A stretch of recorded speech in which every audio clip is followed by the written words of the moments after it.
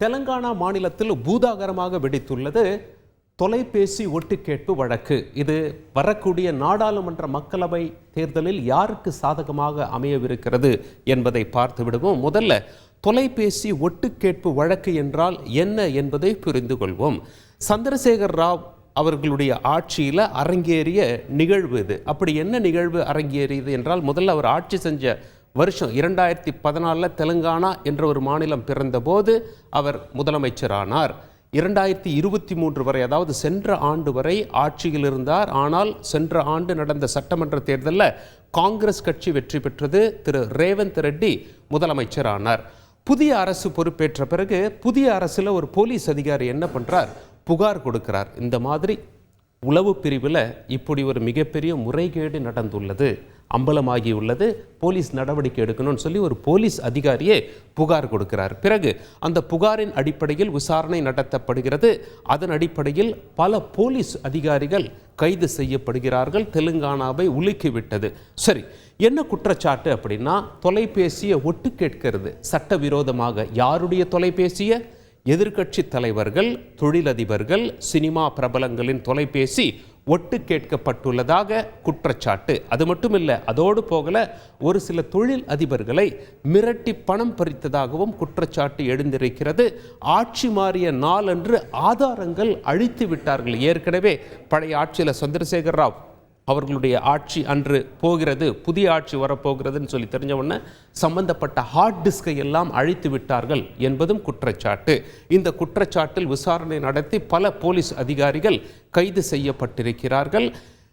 காங்கிரஸினுடைய முன்னாள் எம்பி என்ன ஒரு பேட்டி கொடுத்திருக்கார் அப்படின்னா, போலீஸ் அதிகாரிகள் கைதாவது மட்டுமல்ல, யாருக்காக அவர்கள் தொலைபேசியை ஒட்டு கேட்டார்களோ அவர்களும் கைதாவார்கள் என்று சொல்லி முன்னாள் முதலமைச்சர் சந்திரசேகர் ராவ் மற்றும் அவரின் மகன் KT ராமராவ், அவர் முன்னாள் அமைச்சர், இருவரும் கைதாக வாய்ப்பு என்று பேசியிருக்கிறார். இதனால் பரபரப்பாகி இருக்கிறது. ஏற்கனவே சந்திரசேகர் ராவின் மகள் கவிதா, அவர் MLC-யாக இருக்கார்.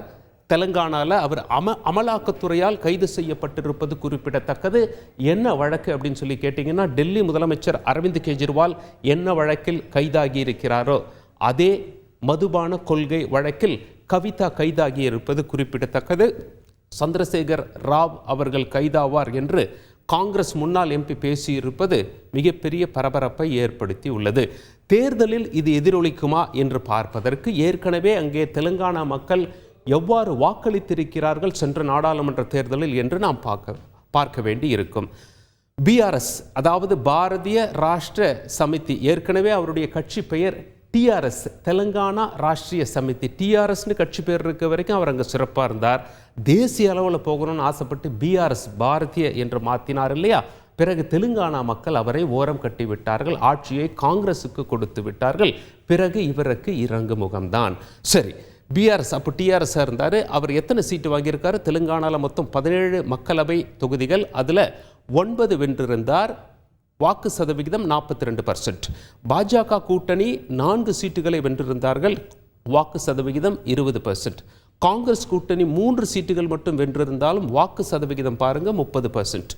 OWC அவர் ஒரு சீட்டு தான், இந்த தேர்தலையும் சரி முன்ன தேர்தலும் சரி, அவருடைய வாக்கு வங்கி 3%. தெலுங்கானாவில் ஒரு சீட்டு ஜெயிப்பார். அவரை பாஜகவின் B டீம் என்று அங்கே உள்ளவர்கள் அழைக்கிறார்கள். இதெல்லாம் ஒரு பக்கம் இருக்கையில், BRSனுடைய இழப்பு யாருக்கு லாபமாக போகிறது வரக்கூடிய தேர்தலில் என்று பார்க்க வேண்டி இருக்கும். ஏற்கனவே மாநிலத்தில் மக்கள் ஆட்சியை காங்கிரஸ் வசம் ஒப்படைத்திருப்பதனால் அங்கு உள்ள அரசியல் விமர்சகர்கள் என்ன சொல்கிறார்கள் என்றால், BRSனுடைய இழப்பு பாஜகவை காட்டிலும் காங்கிரஸுக்கே அதிகமாக லாபமாக தரும். ஏன்னா வாக்கு சதவிகிதத்தில் காங்கிரஸ் சிறப்பாக இருக்கிறார்கள். இந்த முறை சீட்டுகளும் இங்கே நிறைய கூடுவதற்கான வாய்ப்புகள் இருக்கின்றது. ஏனால் மாநிலத்தில் அள்ளி கொடுத்து விட்டார்கள். நாடாளுமன்ற தேர்தல் என்று வரும்பொழுது BRSக்கு கொடுத்த மக்கள் அங்கே வேண்டாம் என்று முடிவு செய்யும் பொழுது காங்கிரஸ் பக்கம் கொடுக்க அதிக வாய்ப்பு இருப்பதாகவே தெரிகிறது. ஏற்கனவே சென்ற ஆண்டு நடந்த தேர்தலை வைத்து பார்க்கும் பொழுது என்று அங்குள்ள அரசியல் விமர்சகர்கள் தெரிவித்திருந்தாலும் மக்கள் எவ்வாறு வாக்களிக்கிறார்கள் என்பதை நாம் பார்க்க வேண்டி இருக்கும். நிச்சயமாக தெலுங்கானாவை பொறுத்தவரை BRSனுடைய இழப்பு காங்கிரஸ் கட்சிக்கு லாபம். எனவே அவர்கள் அதிக பலன் அடைய இருக்கிறார்கள் என்றும் பேசப்படுகிறது. காங்கிரஸ் கட்சியினுடைய முதலமைச்சர் ரேவந்த் ரெட்டியினுடைய தொலைபேசியும் சந்திரசேகர் ராவ் அவர்களுடைய அமைச்சரவையில் ஒட்டு கேட்க, அதாவது அப்ப இருந்த உளவுத்துறை அதிகாரிகளால் சட்டவிரோதமாக ஒட்டு கேட்கப்பட்டுள்ளது என்ற தகவல் மிகப்பெரிய அதிர்வலைகளை தெலுங்கானாவில் எழுப்பியிருப்பது குறிப்பிடத்தக்கது. 17 சீட்டுகள் யார் வசம் எவ்வாறு போகவிருக்கிறது என்பதை நாம் பார்க்க வேண்டியிருக்கும். செய்திகளை உடனுக்குடன் தெரிந்து கொள்ள உடனே சப்ஸ்கிரைப் பண்ணுங்க.